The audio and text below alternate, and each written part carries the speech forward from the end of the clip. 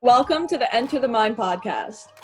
The most real talk, no nonsense podcast on the empowering of the mind. Why enter the mind?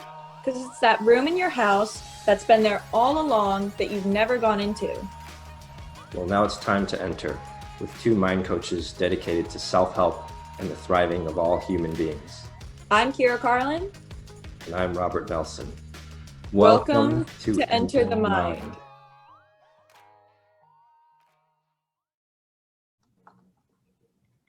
In this week's episode, we'll be talking about how to have more mental energy. Before we get to that, how are you doing this week, Kyra? I'm doing absolutely great.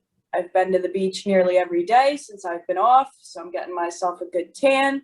It's good for the self-confidence. When you look good, you feel good. So, how are you? Yeah, I feel that. I've been meaning to go out and work on my tan also. It's warming up here in San Jose. It's like first day in the 80s this week, I think. So Yay. Summer is definitely knocking on our doors.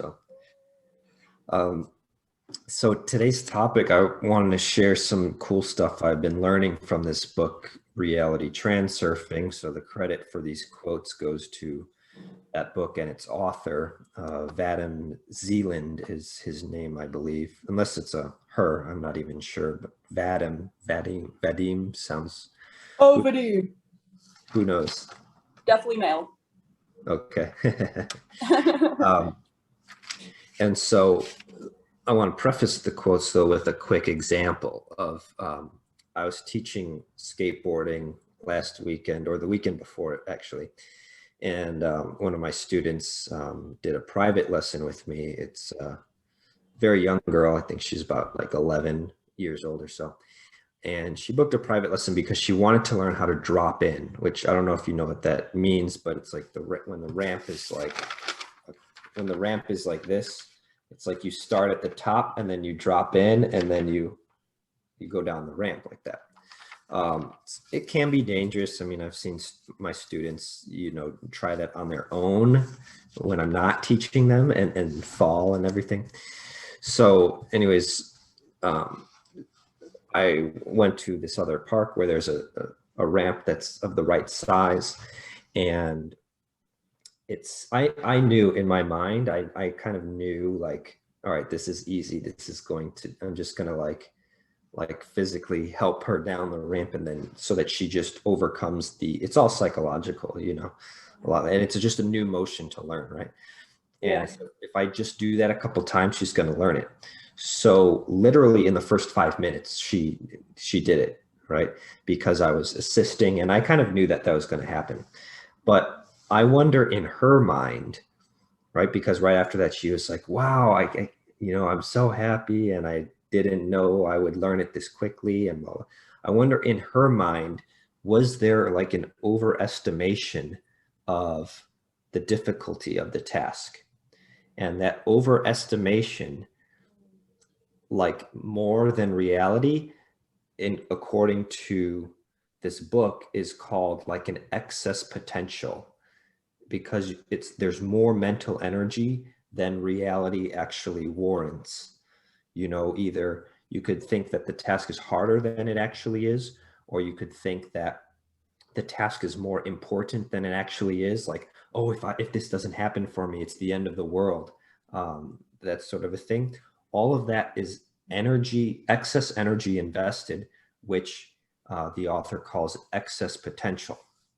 So let me read a couple quotes. So he says, go after your goals in the same way that you go to get the mail from the mailbox. Meaning that when you go pick up the mail from the mailbox, there's none of this, you have no psychic energy invested in, oh, what if I can't open the mailbox? Oh, what if I can't walk all the way there? Right? And it's funny, but think about when we go after bigger goals in life, and we do have what I would call an energy leak. Energy leaks into these realms, these other, whether it's self-doubt. Here's another another quote is, to eliminate mental tension, it is essential and sufficient for importance to be reduced. Meaning our sense of the amount of importance we assign to the task, right?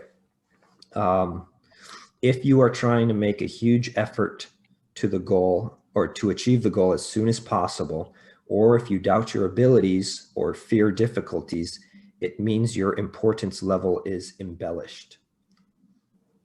And the last quote is, he got into talking about the meridian system, which is kind of new for me, but apparently there's these like two routes of energies. I guess I think of it as like the veins and the arteries of the body, how they carry blood. I guess in these fields of energy work or whatever, they believe that there are two routes or two canals that through which energy can flow. And like acupuncture, for instance, is meant to like open those channels up so more energy can flow through, like going from your head to your tailbone sort of. And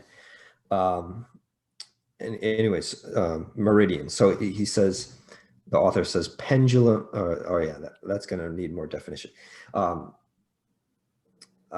Energy can leak, he says, I'm paraphrasing, through the importance meridian, which is just kind of interesting to think about, like energy leaking through these certain holes in your energy system, whatever. So that's kind of where that's what I've been studying lately. So let me pass it to you and see what thoughts you have, because I know you wrote some stuff down. I am obsessed with everything that you just said. I love it so much. And I mean, of course, it brings information to something that I already believe, and something that is it's kind of just like a different perspective for it. Because like when I say to say your affirmations, like say your declarations as if you're saying like how tall you are, you know, because like you know how tall you are. You know, you're not going to be like, well, I'm 5'9". You know, no, you're going to be like, I'm 5'9". You know, so you could be like, you know, I'm a divine source for knowledge. You know, like it's just something that's there. And I feel like it's true because like I've heard in the past like 3 years probably, that if you put way too much importance on something, like you're most likely not going to get it. Because I think that one of the main ultimate goals for humans in life is to like have a goal and everything, but like it is not the end of the world if it doesn't happen. And I think that going to the mailbox, like going for your goals, if you're going to the mailbox, it's like saying your declarations, like you say something that's true about you, because you know we think it's so hard in our heads, and we put all of that excess energy on something that is jumbling up our world when it really ain't that complicated. And I myself am definitely I don't know the right word for it. I've definitely participated in this sense of excess energy attached to a specific task. And I feel like it's just a really great something to give to somebody who can now just more easily go for their goals or simplify their goals. Because, you know, going to the mailbox and saying in your head the whole time, like the things that you're saying, like, oh, I wonder if I'm going to be able to open the mailbox. Like, of course you're going to be able to open the mailbox. Like, what? Like, it's a simple task, you know? So it's like, like, am I going to be able to change lives? Of course I'm going to be able to change lives. It's a simple task, just like the mailbox. So I like everything that you said there. Yeah, and it reminds me of a story back when I was working in Chicago at a nonprofit. I was a case manager, caseworker. And when I got placed into the role, I was sharing an office with I think it was 5 other case managers. So there were 6 of us, but there were 5 computers, right? And so we had to like take turns and switch off, and I was new, so my mind was fresh, and I said, well, why don't we just ask for another computer, a 6th computer? And everybody just started, their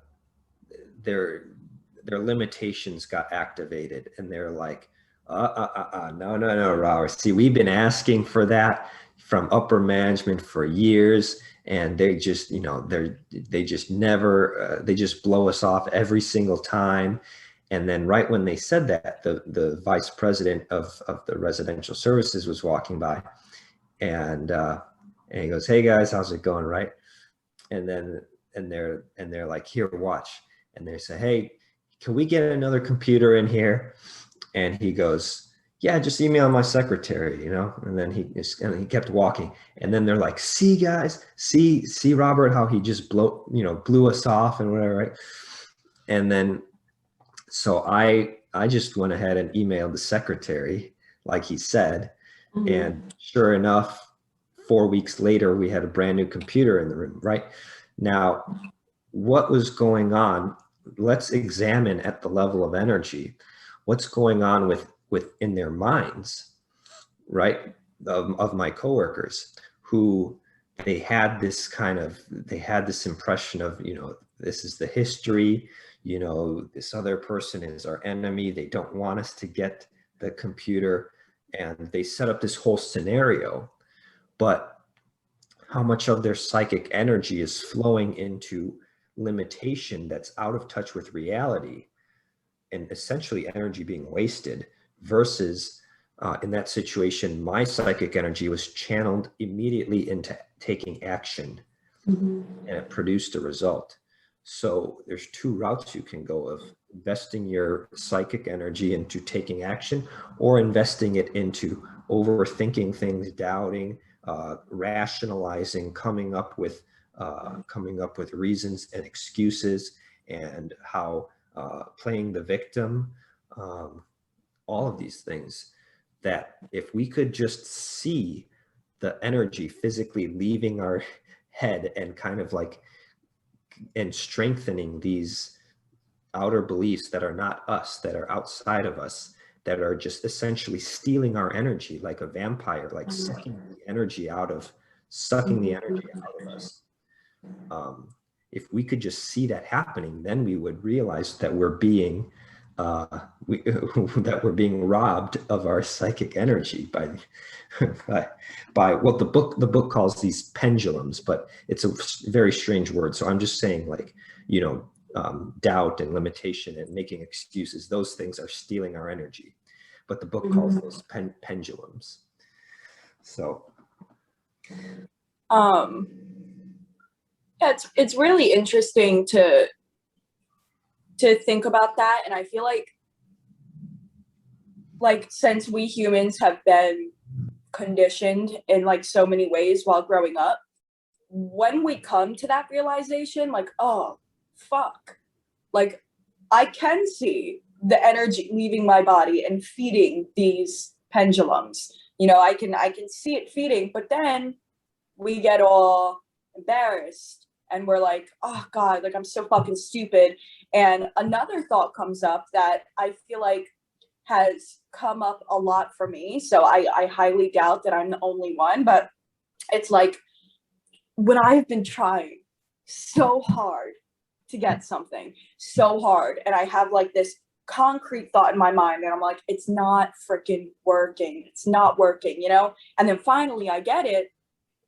I have this thought where it's like, fuck, like I really am in charge of my life. Like I really am in charge of my fucking life. Like what? Fuck. So, but then following that usually comes up a thought where it's like, God, like I'm so fucking stupid. Like this is what I teach. How can I not understand this? Like what what the fuck is my problem? You know? So I feel like there needs to be a little connection, like a little bridge. So what is that bridge going to be that crosses safely over to the dimension of, you know, feeding the good pendulums all of your energy, instead of letting these things suck out your energy like little vampires? There needs to be a little bridge where you can safely cross over, you know, and work through those thoughts safely of, you know, I'm so stupid. Why is this information just now coming into my mind? Like, why am I the last one to get it? I'm a victim. What the fuck? I really am in charge of my life. You know, there needs to be a little bridge to where we can safely cross over, so that way we're not giving our energy to the vampires that are happily sucking it out of us. Yeah. I can identify with many of those thoughts. I've had those thoughts as well. Things like, you know, why didn't I get this earlier? Or why am I not farther ahead in life than I am right now? To be honest, I had that thought more so about 4 or 5 years ago. I remember specifically calling my friend and asking him that very question. I said, hey, you know me, why am I not farther ahead in life at the time, I think I was 26, 27. But what's interesting is I would say I don't ask myself that question anymore, because I realize it's a cause and effect, and that the condition that anyone is in is a direct result of the actions that they've taken or have not taken. So I feel 100% responsible for the condition that I'm in right now. But as for what to do with those thoughts, because that's a good point. Like what do we do with those thoughts? Because they will consume energy, you know, like thoughts of regret, thoughts of like, you know, well, why didn't I get this earlier? Or why is this coming, you know, right now? I think we just have to reframe, right? I mean, what's your solution for that?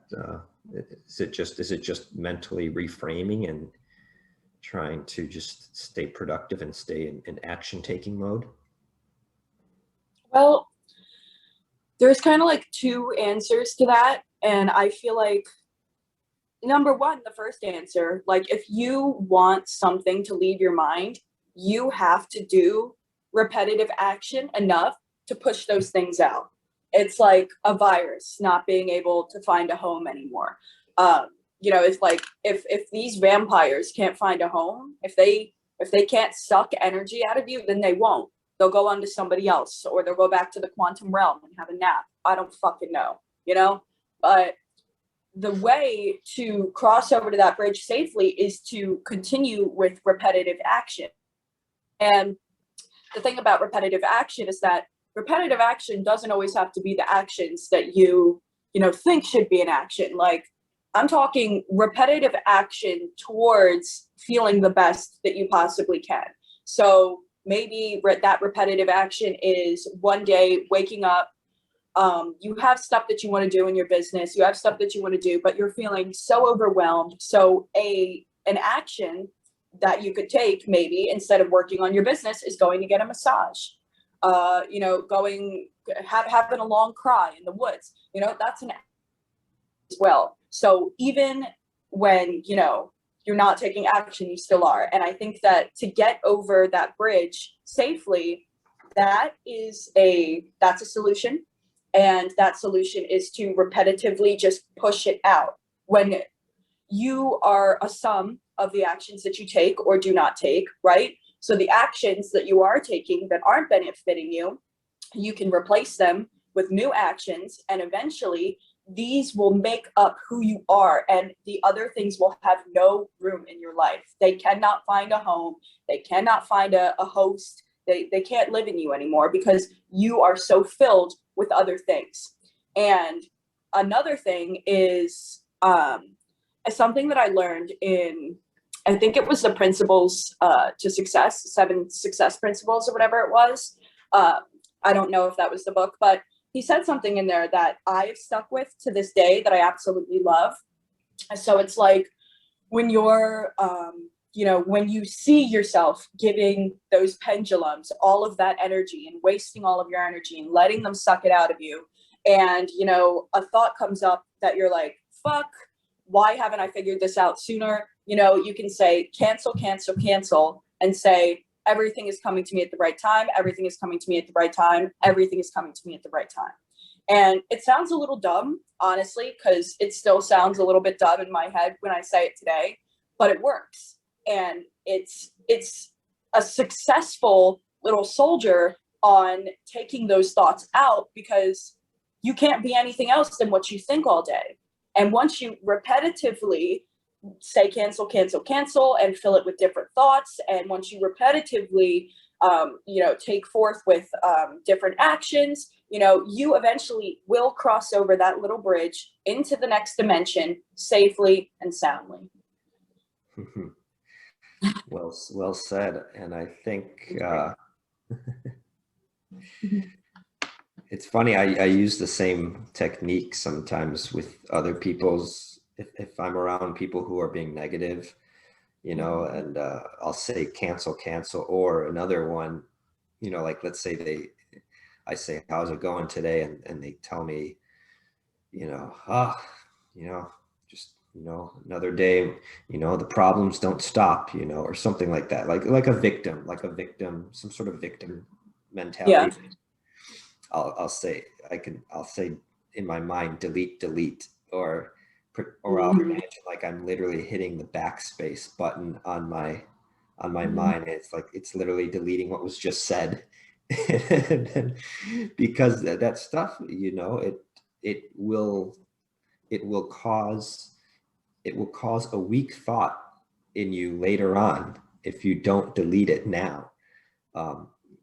You're well aware of that. Looking at the time, maybe we should do our final thoughts for the day.